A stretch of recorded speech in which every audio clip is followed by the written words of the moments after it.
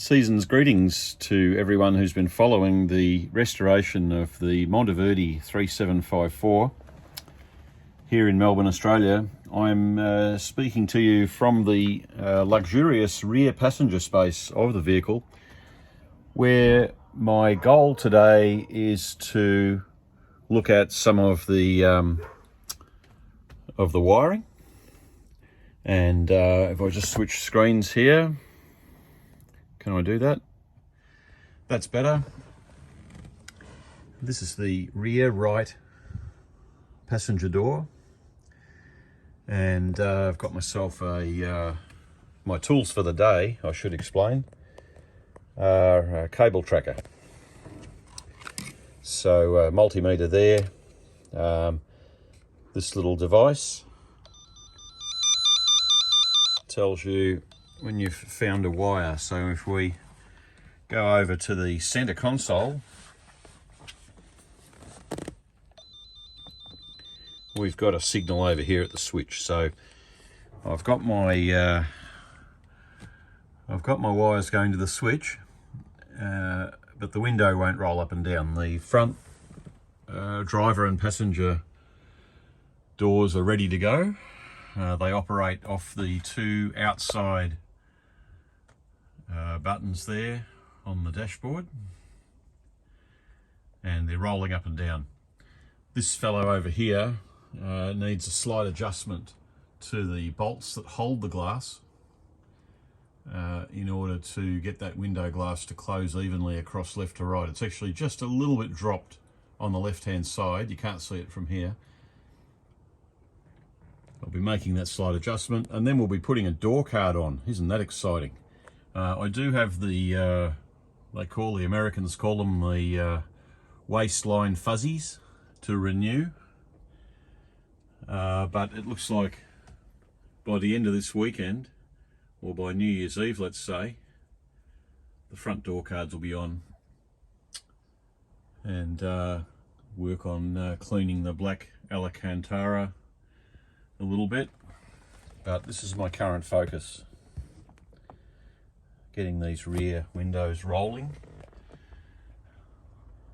This one apparently has some additional problems. The guys at the paint shop, when they reassembled that door, said that it doesn't appear to be very cooperative. This one, I believe, rolls up and down if you apply 12 volts to it.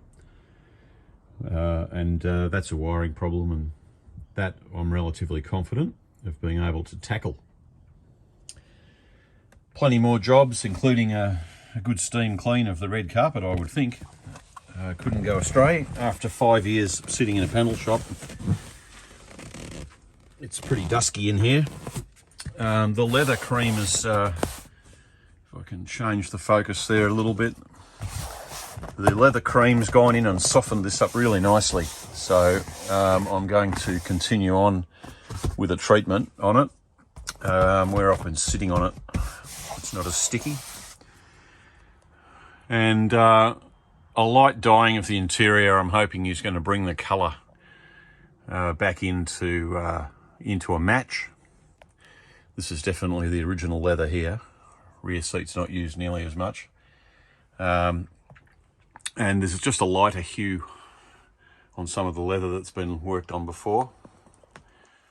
It has been running today, and happily enough, I let the electric fuel pump prime, and it started first turn, which is some sort of record for this car. Well, I've owned it anyway.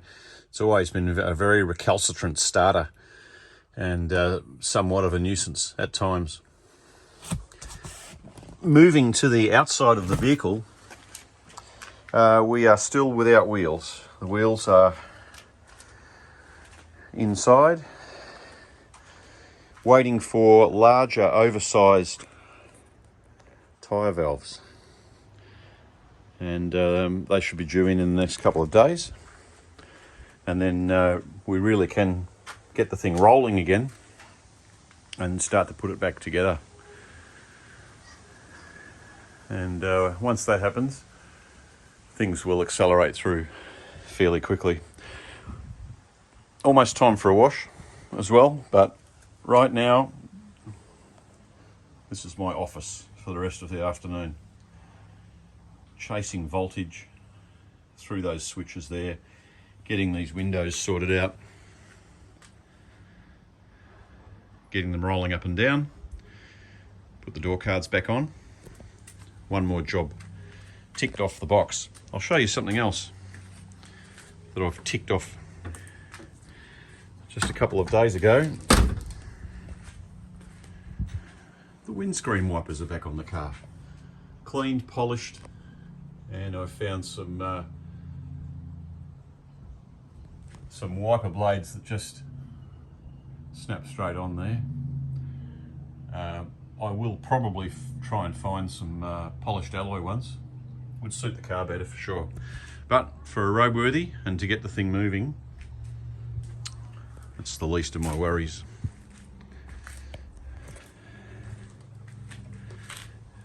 Back to work. I'll let you know what I find with this wiring.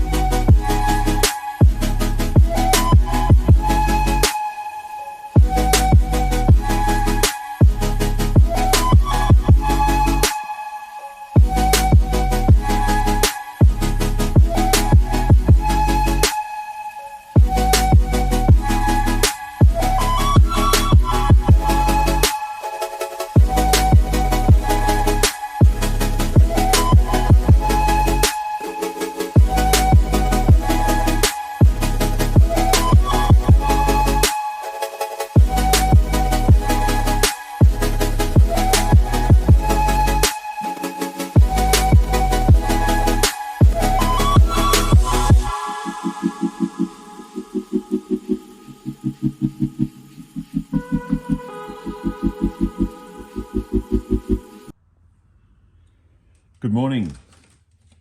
I'm all set up here with the components of the ashtray. There's a couple of still shots I've taken removing it, and if I can pick this up, that's where it came from. Took some coaxing to get out too. That's just some leather softener working away in there so that it's I can clean right up to where it sits back in there. There's a little bit of chrome that's worn off the corner there. That's the corner closest to where people's shirt sleeves and things would rub. There's no coming back from that. I might try and give it a colouring with like a chrome pencil. In here though, it looks like perhaps condensation has taken effect over the years in the enclosed space. And that's some surface corrosion there. That fits in like that. Little ears, I've just bent them there. And then you've got this pressure piece, which is supposed to release the ashtray from its receptacle. That part there pokes through there, and you take the ashtray out, or your butler does in this case, and empties it. So that'll go back in there, holding this in when I'm finished. Why am I doing this, you ask? Well, no one's going to smoke in this car, but it needs to look good. And if someone's having a really close look at this car and they open the ashtray, well, there's an argument for period patina, but that's just corrosion down there. So it just looks dirty and I need to do something about it. So I'll set this camera back up. I've got the or a version of a Dremel there, cable drive, slip chuck, and I'm in my comfort zone here because I've used mini micromotors and handheld power tools all my working life. So let's see if we can set this up, and without screwing anything up. That looks all right, and we'll give this a shot cleaning up with the Dremel.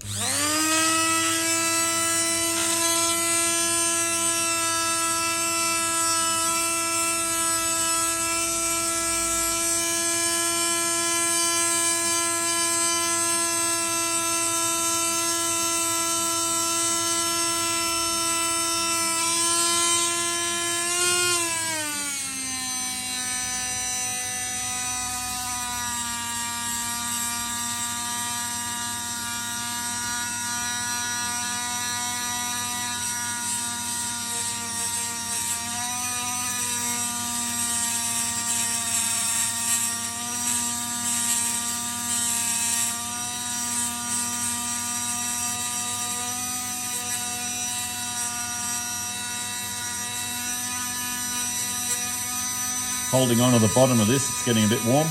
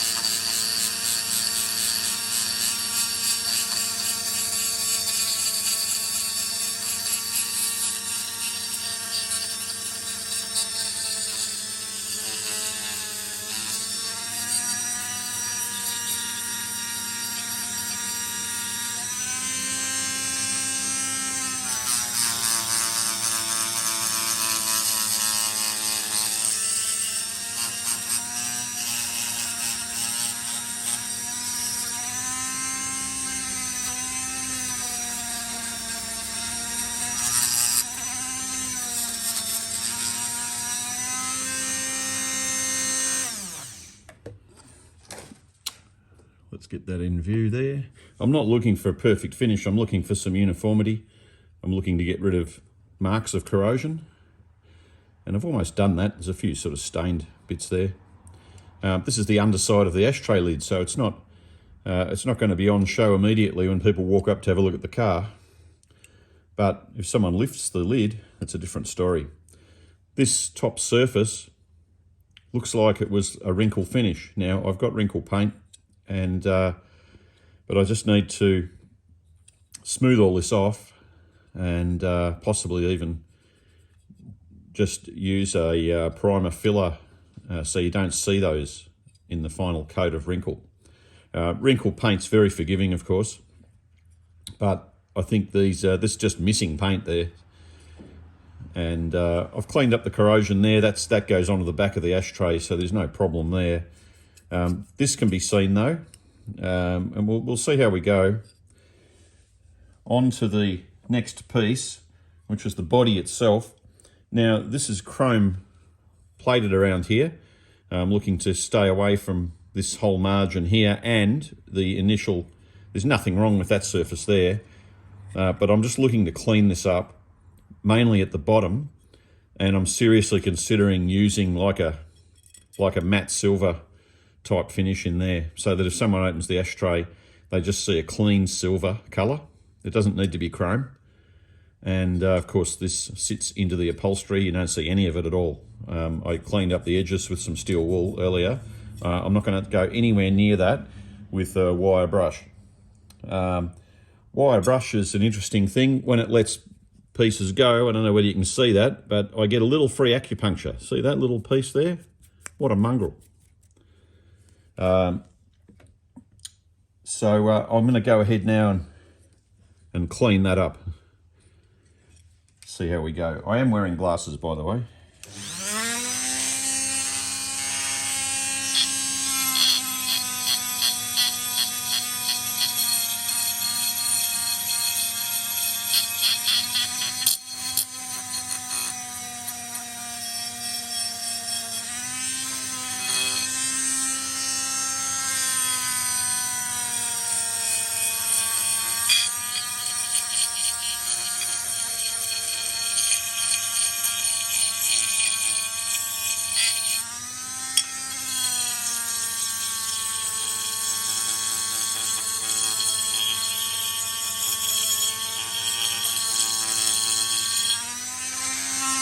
See how my backhand's going today.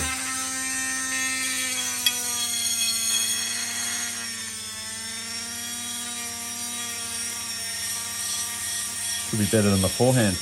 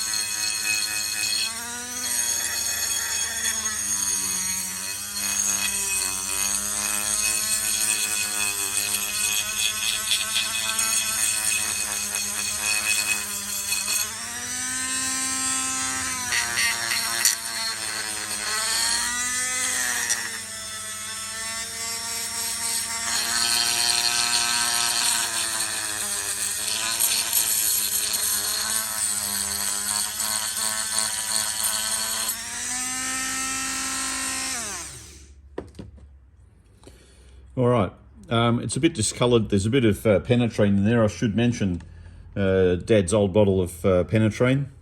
I didn't think I'd see the end of this bottle in my lifetime, but it's just about finished. It just dribbles a little bit out. I've got a little bit more in another can somewhere, but this was Dad's. He probably bought it new. It's probably almost as old as me, I reckon. And a little bit of penetrine goes a long way. So in there you can see I've revealed a bit of silver colour. Get the light right there. But there's a fair way to go. Now, some of you might have said, why didn't you use a stone straight away? Well, I want to go easy on this. It's 50 years old, 49, 50 this year coming. And I want to see what effect a milder approach takes. I've scratched it there by the look of it, so hopefully that'll come out. I'll clean this up and I'll come back and show you, but for now that's a good start. This looks nice and clean. I'm going to just touch that up after I clean this up. This is going to be a wrinkle black finish, the main thing that people see with it closed, and that'll just be a satin black. Once I get rid of some pretty nasty corrosion on the back of that, which is the part that sits at the bottom of the ashtray itself. And that's just harboured some moisture and it's allowed some corrosion to build up in there. But we can fix it, and depending on how this turns out, there may be 3 more to go. I'm just not sure whether going to all this effort is really necessary, but you've only got the car this far apart once, I would think, during my ownership, and it's worth doing it properly.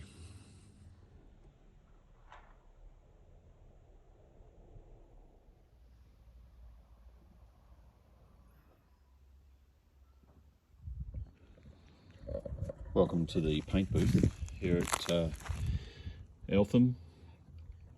the etch primer for the inside of the ashtray looks good, drying in the sun, as long as the blowfly doesn't land on it. And there's the top lid of the ashtray. The hinge is in undercoat, and those parts of the top that I want to put some primer on, just as a form of slight fill before I do the wrinkle finish, have been done as well. And there's, I suppose you'd call it, the spring and the cigar rest, drying in the sun as well. A few paint bubbles in the middle of that one there, where the satin black just started to spray, a bit rough initially, but I can sand that down and have another go. And of course I've got to do the bottom of that one. The ashtray, I think, will be right to go, and I need to flip that lid over and put some undercoat on the other side of that hinge. And I think I'll probably just leave the underneath of it in the etch grey. We'll see how we go. This is the passenger front door trim, and it's about as good as it's going to get. There's some damage over here, but it's been recoloured. It's very uniform. The light's nice and clean and it works, and the inlays are all blacked out.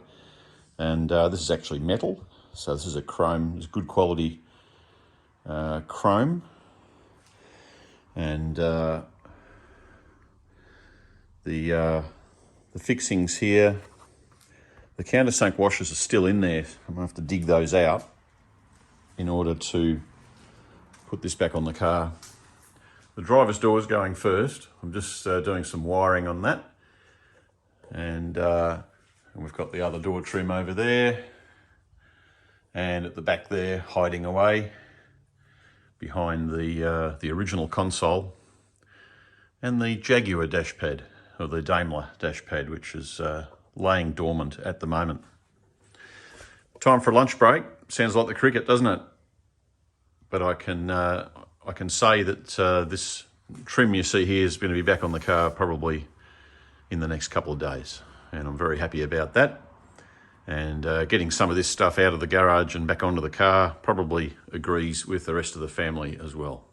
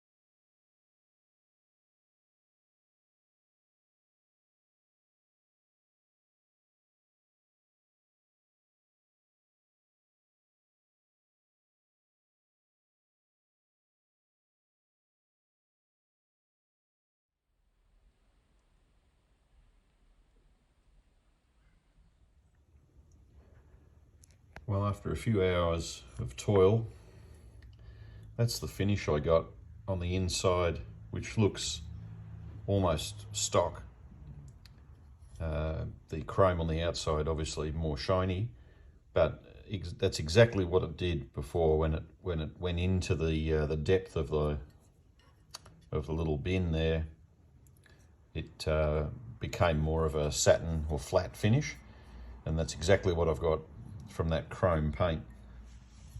The lid is undercoat underneath, quite uniform, quite good, and we've got the wrinkle black still curing there. The sheen you can see behind it is that I probably stopped short of giving it as big a coat as I could have, but I actually think it looks pretty good. Okay, and then if we go and have a look at this one, this is the one that I decided to just clean up. You see, it's not as crackly on that surface there. Inside, I just got rid of the corrosion. Probably could fix it up a little bit more here. And I've given it a sympathetic clean there without getting the grinder out and without ruining the original finish. And then this is black, satin black, the original. It's just been cleaned up. And over on the front here, which where the other one had a wear surface here, this one had pitting all the way along the front, and this is a chrome pen that I used. So I decided to use this product here, which I'd ordered in quite a while ago for the larger cigarette lighter at the front, in the front original console. That goes in that hole over there. Huge cigar lighter. I decided to get this to touch up some plastic there, and look, it doesn't have the sheen of the chrome, but it doesn't look rusty either, and of course the further away you stand the better it looks. So there you go, half an hour's work versus most of the day. I think you'll agree this has turned out quite well.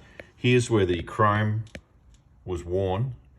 Here I've used some of that same spray on paint there. It hasn't quite got the sheen even of the chrome pen, so I may try going over it with this, where you just dot it. That's where I was priming it there on an icy pole stick. You just dot it onto that, and given that it's got quite a nice silver finish on it already, I might be able to make it look a little bit more like the rest of it. But for a few hours work, and for what they charge in chroming, and the fact that I don't trust any chrome plater, having gone through what I have with this car, with stainless repairs, polishing and chroming, I don't trust any chrome platers at the moment. I don't care what they say. Paid over $5,000 so far to get chrome work done on the Monteverdi, and a lot of it is not up to standard. Just pure and simple. I certainly won't be recommending the people that I used. But these things are important to me. The finish, the quality is important. If I can get almost the same kind of finish out of something like this as sending it away, I mean, that item there by itself is probably not even worth sending. If I sent both ashtrays and a few other things, the bottom sills on the car do need chroming. We originally thought they'd polish up, but they haven't. And so, but look, you send a parcel of stuff to a chrome platers now, it's $2,000, and your guess is as good as mine as to when you're going to get it back. These people that did my stuff took 2 years and didn't even do it properly. So I'm pretty disappointed with the plating people at the moment. That's why I've started doing nickel and zinc and copper here. Chrome's not as easy, but yeah, if you've got a sign outside your door that says you're a chrome plater and a metal polisher and repairer, and you can't do the job properly for $5,000, then something's not right. So this is how I'm proceeding at the moment, and I'm just happy that a little detail like that can come up as well as it has. And we'll let it dry a little bit longer, and then we'll pop it back where it belongs. And then that door card is just one more thing that's ready to go back on the car. All in all, a pretty good New Year's Eve so far here in Melbourne, Australia.